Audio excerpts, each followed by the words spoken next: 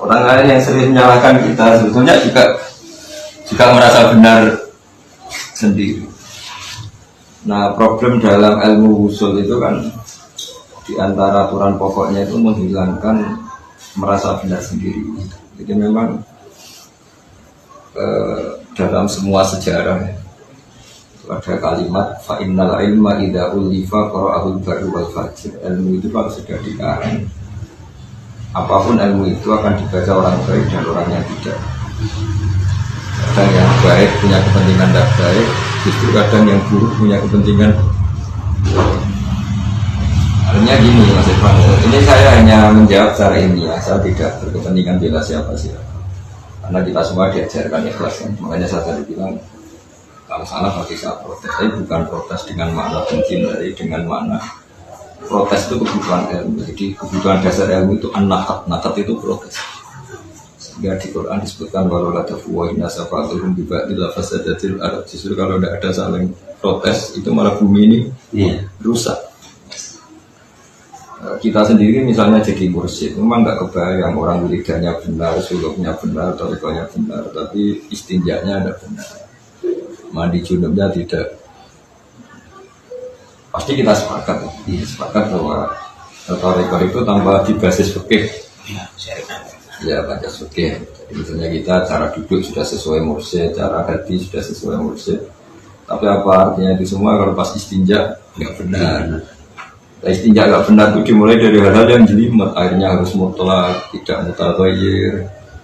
Kalau najisnya itu hukumnya begini, kalau airnya begini, itu yang dari segi hukum fikih. Dari segi hukum yang lain, airnya suci mensucikan, tapi nyolong atau mencuri milik orang lain.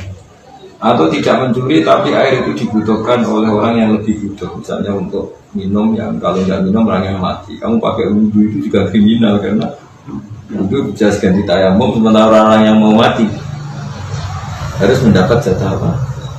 Air. Efek dari asobia ini akhirnya orang-orang fikih melindungi dirinya dengan mengatakan boleh toreko setelah fikih ini sesuai. Itu andai kan dulu diomongkan tanpa kebencian, maka ini jadi hikmah yang besar. Tapi masalahnya ini semua diomongkan setelah untuk menjustis atau untuk mengadili satu kelompok tertentu.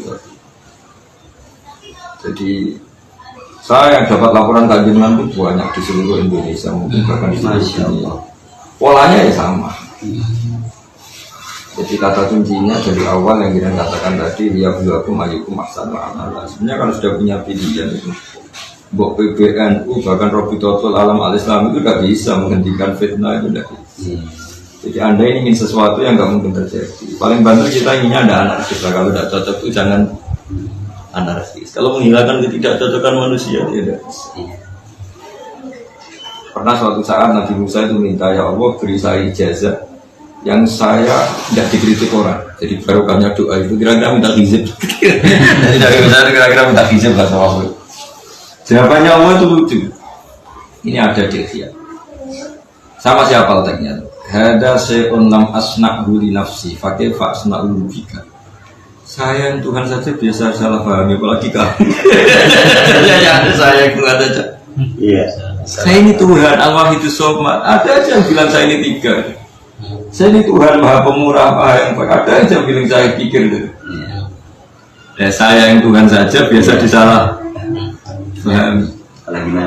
Apalagi Nabi, apalagi wali, apalagi mursyid, apalagi khodam, waduh. Artinya gini lah, cobalah, masalah itu tidak harus selesai. Salah kata yang harus ada itu anarkis. Kalau masalah itu tidak boleh selesai, dan tidak akan selesai.